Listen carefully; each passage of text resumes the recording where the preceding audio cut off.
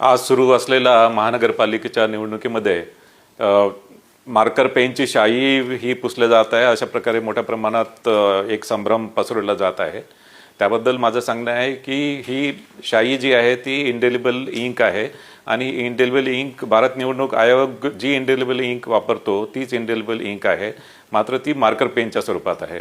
आणि हे मार्कर पेनच्या स्वरूपात राज्य निवडणूक आयोग हे 2011 पासून हे मार्कर पेन वापरत आहे आणि यामध्ये ही शाई आहे, ही शाई ॲक्च्युली पुसली जात नाही आणि विशेष करून ही शाई एकदा लावल्यानंतर त्याच्यामध्ये एक साधारणतः 12 ते 15 सेकंडमध्ये ती ड्राय होते आणि तितक्या कालावधीमध्ये मतदार हा मतदान केंद्रामध्येच असतो आणि या शाईविषयी कुठल्या प्रकारची शंका उत्पन्न करणे किंवा कुठल्या प्रकारचे व्हिडिओ हे बाहेर प्रसारित केले जात आहे आणि एक मतदारांमध्ये संभ्रम पसरवला जात आहे।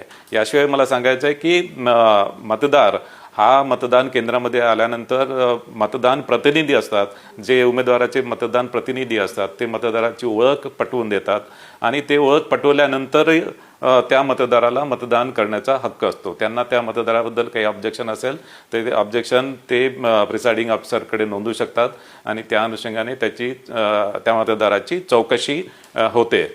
एखादा मतदार मतदान केल्यानंतर पुन्हा मतदान केंद्रामध्ये आला तर त्या संदर्भात आणि यामध्ये मतदान प्रतिनिधी आणि प्रिसाइडिंग ऑफिसर हे त्या संदर्भात तपासतील आणि त्यांना जर आढळून आला की तोच मतदार पुन्हा मतदान करायला आला तर त्या मतदारावर कारवाई केली जाईल।